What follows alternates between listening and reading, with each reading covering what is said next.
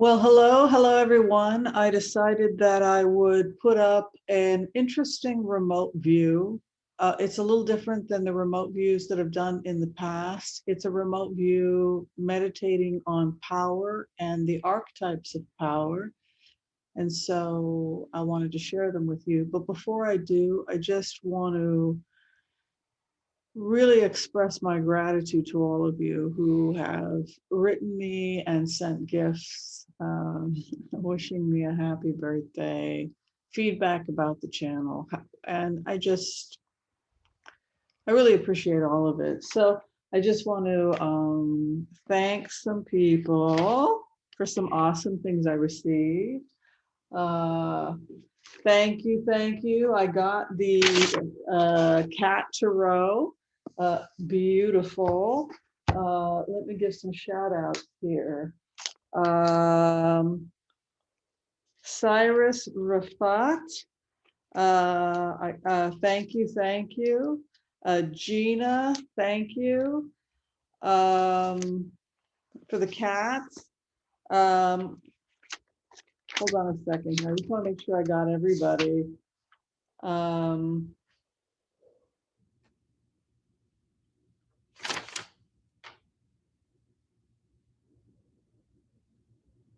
Oh, and thank you for the tea. I got some teas from Cyrus. That was it. Thank you so much, Cyrus. I got the teas. I blended them 50-50 and they were delicious. And I ordered some of those tea bags, the individual tea bags that you can fill. I got like 400 of them. So, and I think they're reusable. We can recycle them. So that's pretty cool.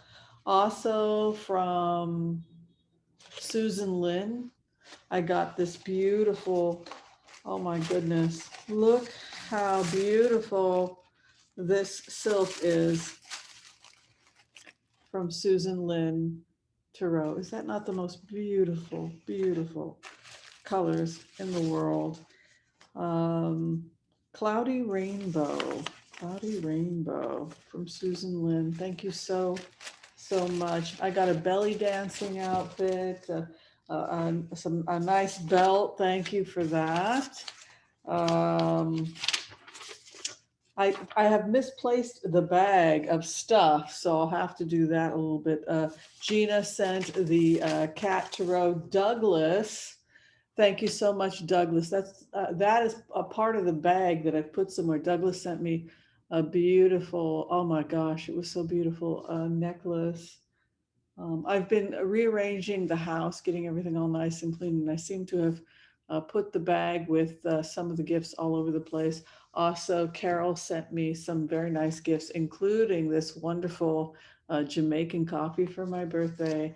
And I got beautiful, look at this journal. How lovely. So again, much gratitude. I sent out thank you cards to everyone. And I loved my birthday.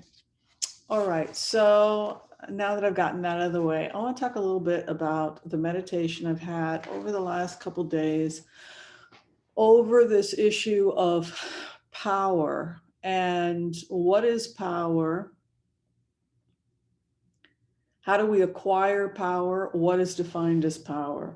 I was watching Marie's Table earlier today, and the question was, why does child abuse happen? How can we address these issues as spiritual people? I think that the issue about why child abuse happens is because adults allow it to happen. And it goes back to this idea of power. And when I meditate on this idea of power, I think about the Yoruba, the ancient religious beliefs of the Yoruba of Nigeria. And to acquire power is neither, it's neutral. Power is considered neutral.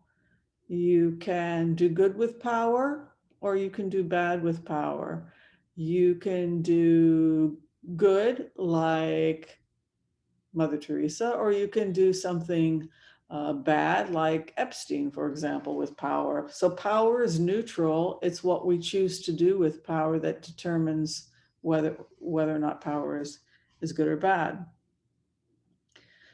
So the reason why children are abused is because adults are in a position of power and children are not in a position of power. In this world, it's amoral. We ourselves can be moral. We can seek to create a moral world, but the world is really amoral in the sense that you either have power or you don't. The most vulnerable amongst us are the children, the disabled, the elderly, but specifically children are the most helpless, particularly babies are helpless. So they have no power. We have all the power. One of the ways that children are abused is that adults tell themselves stories to justify the abuse. They invent a story that it must have been the child's previous incarnation. It was very common in Victorian times, for example, to blame the victim. If somebody was poor, it was because they were lazy. It wasn't because they were being paid horrible wages. It was always the victim's fault. If a person's on the street, homeless, a drug addict, it was always seen as a moral failing, that there was something that they did that caused it. But if you look at things from a Yoruba perspective, you either have power or you don't. Once you have the power, you then have the choice about what you do with the power. How much power have you acquired? And what do you choose to do with the power you've acquired? Now, we could help the monsters get bigger.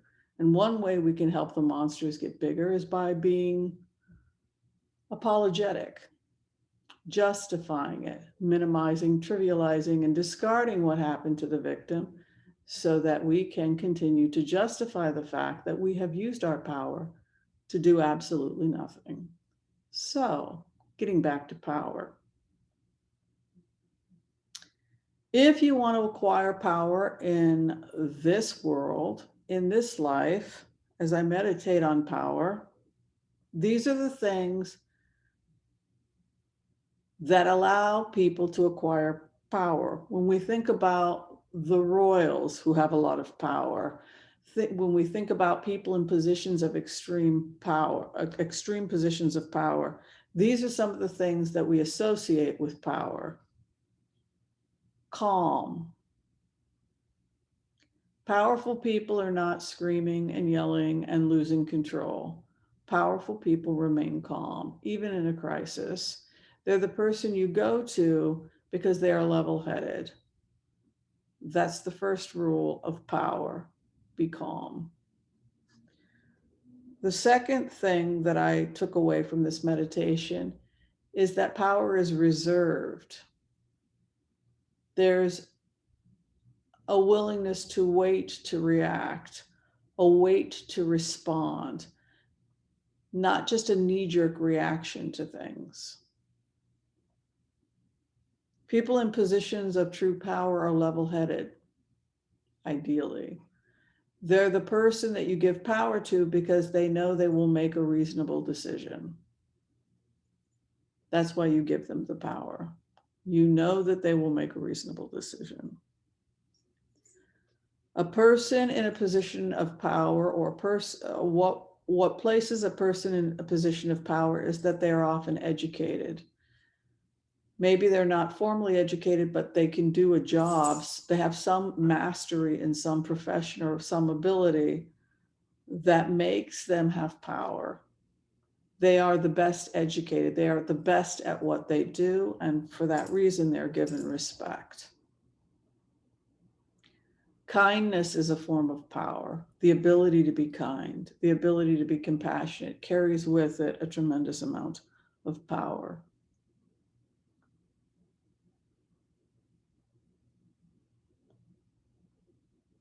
the capability to take charge of a given situation, somebody who can take charge of a situation.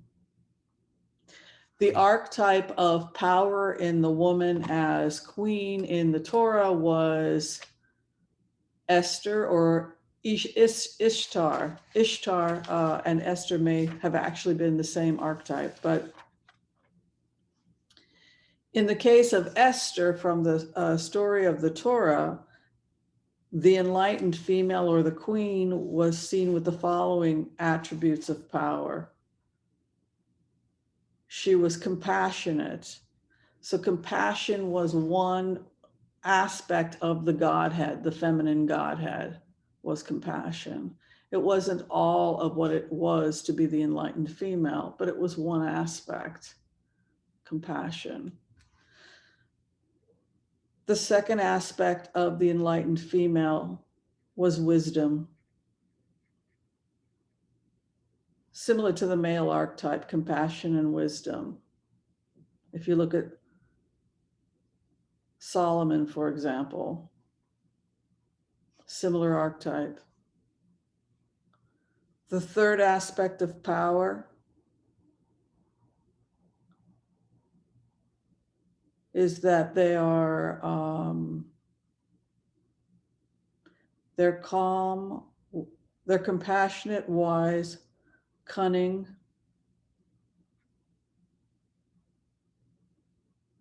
That's right, the cunning. The cunning was the third aspect of that archetype. And then the final aspect, the fourth aspect, is ruthless. Those are the four aspects of the enlightened female, which of course Mila displays perfectly. I often think of Mila as an enlightened female in the sense that she plays no games and she is all of those things. She is compassionate. If I'm sad, she knows how to comfort me. She's often wise. She's very cunning, and she can be ruthless when she has to be. Anyway, so I just wanted to share this meditation about power and how we acquire power in this lifetime, if we want to acquire power in this lifetime.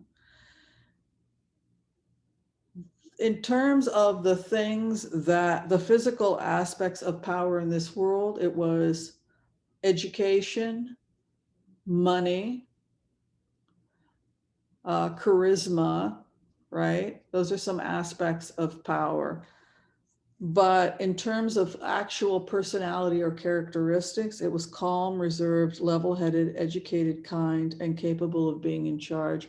What's kind of interesting is that I built this archetype meditation on Kate Windsor, actually, because when I had done the meditation on Kate, those were some of the traits that she seemed to be wanting to cultivate or develop.